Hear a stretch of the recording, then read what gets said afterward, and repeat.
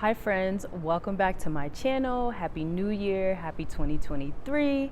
I'm so glad to be back. I know it's been a while, but you know how the holidays and everything can get. I just wanted to hop on today and give you this quick video of my trip to Zanzibar. I won't really count it as a mini travel guide because I didn't spend enough time there to provide you with that much information, but I do want to tell you everything that I did in case it's helpful for you to plan your trip to Zanzibar. So let's jump right in. So travel and arrival. Traveling to Zanzibar from South Africa is actually quite convenient and easy, which is one of the reasons why I love living on the continent, moving through African countries quite easily. I actually flew Kenya Airways and my trip was about $500, and that's actually on the expensive side because I booked quite last minute. I waited until 2 weeks before my trip, but that just lets you know that you can definitely fly between South Africa and Zanzibar quite easily. I flew from Johannesburg, so it lets you know that the flights are probably much cheaper than what I got mine for. So I flew straight into Stonetown. I didn't have plans on exploring any other areas or parts of Tanzania because I've been before, and so I was really only focused on going to Zanzibar for the Thanksgiving holiday. So I flew right into Stonetown and was able to get a visa on arrival, which is quite convenient for Americans. The visa on arrival cost me $100. Kind of steep, but it lasts for about a year, so that's really cool. If I ever decide to go back to Zanzibar within the next year, I won't have to get another visa, so we love that. Then from the airport, I had to take a taxi to meet my friends at the Serena Hotel, which was in Stonetown, and I think my taxi cost maybe $20. Once I met up with my friends at the hotel, we were able to take a taxi from Stonetown to Jambiani to get to our Airbnb. The taxi for all four of us, including a stop to grab lunch on the way, only cost about $50, so that was great. It was pretty cheap. Okay, so where I stayed in Zanzibar. So we had the dopest Airbnb in Zanzibar. I mean, we stayed in the Jambiani area, but the actual town that we stayed in was called Bwejuu. And I am just going to put these videos up here so that you can see how beautiful this Airbnb was. It was right on the beach. It was 3 bedrooms with lots of space. There was only 4 of us who were staying there, so that was great. The roof was amazing. We had a hammock. I mean, we just basically had everything that we needed. The Airbnb was also great because they provided us with food as we needed. We also were able to get chefs to come in and cook for us, which was also part of the Airbnb charge as well. So this was like the best place for us to stay. And if you are interested in this Airbnb, I'm gonna put the link in the description of this video. They're not paying me to do this, but the Airbnb was just that nice that I feel like if you're going to Zanzibar and you're with a big group or not, this is probably like one of the areas that you can stay in. And just to give you a little bit of context, Jambiani and Bwejuu, those are places that are on the southeast side of the island of Zanzibar. So just keep that in mind whenever you are traveling there. You want to figure out if you want to stay on the east side, if you want to stay north, if you want to stay in the south. So just keep that in mind. Let's jump into where I ate. I only ate at a few restaurants just because we were able to have a lot of our meals cooked at our Airbnb, which was great. So I will name a few of them, but I will really spot like the main one that you need to be thinking about going whenever you're in Zanzibar.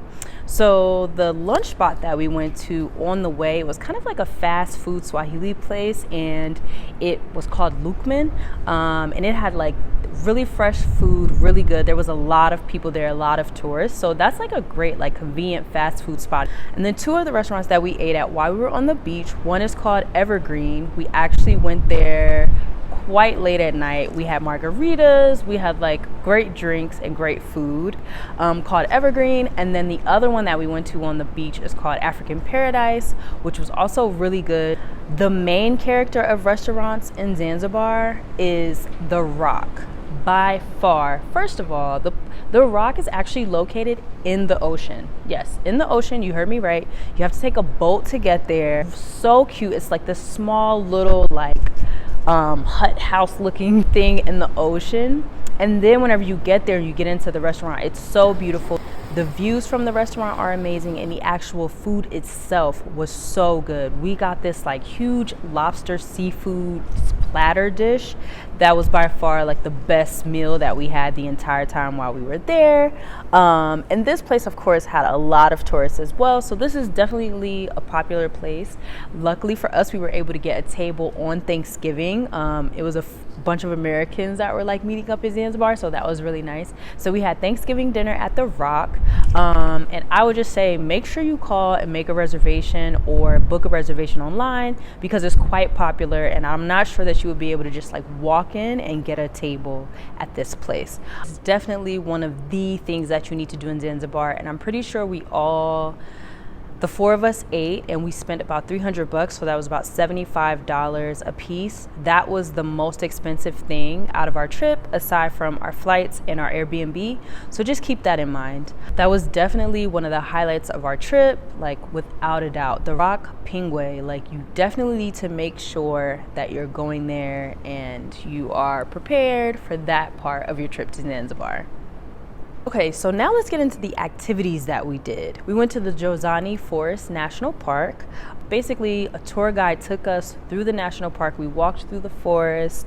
We saw some of the animals within the forest. It was really cool. The best part about that was definitely the monkeys. They're like so friendly and so excited and just all over the place. We had like a great time with them. As you can see, one of them is like kissing my hand, which was really, really funny.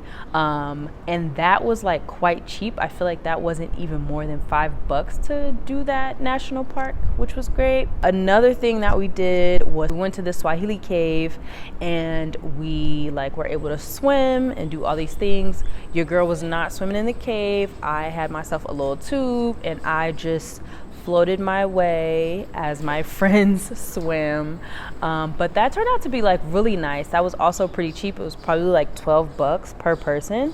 So as you can see, all the activities in Zanzibar are like quite cheap. And then lastly, which is probably the best activity that we did, was we did a speedboat from Blue Lagoon Beach. So we got a boat. We were able to go out on the speedboat to like this little secluded part of the island where we just kind of got off, did some swimming, and then we also did snorkeling, which was amazing. Part of this activity was also the starfish gazing, so that was like really cool. I will say, on our way coming back to the beach from this speedboat ride, we got caught in a massive rainstorm. We were like stuck at sea for like a good 5 minutes in the rain. We literally thought our lives was over, but I'm alive and here to tell the story. Blue Lagoon speedboat actually came out to be $30 per person.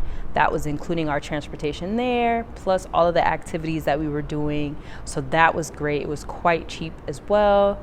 That's a great thing about Zanzibar. It's a beautiful place. It has the most beautiful beaches, some of the most beautiful beaches on the continent, and a lot of the things that you're doing there, it's like quite cheap. It's not a lot of expenses. So I feel like your biggest expense going to Zanzibar would definitely just be your flight and your lodging.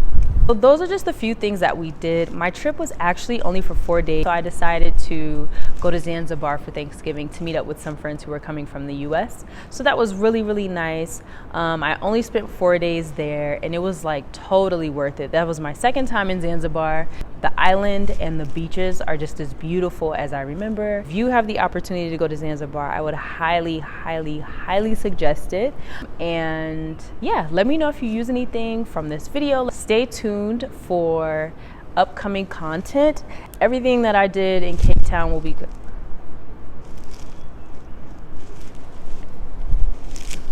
I also just wanted to say that I wanted to switch up my background. I'm on the roof of my apartment. I wanted to switch up my background because I was getting kind of bored of recording inside of my apartment. So also in the comments, please let me know if you feel like this was a good background. I know it's windy. My hair is all over the place blowing. Would love some feedback on that part of this video as well. Thank you for subscribing and watching my videos. I really, really hope that they're helpful. And again, happy 2023, happy new year. I'm wishing you all abundance and blessings, and I hope that you all are gonna have a fantastic year, because I know I'm gonna have a fantastic year. So yeah, see you next time.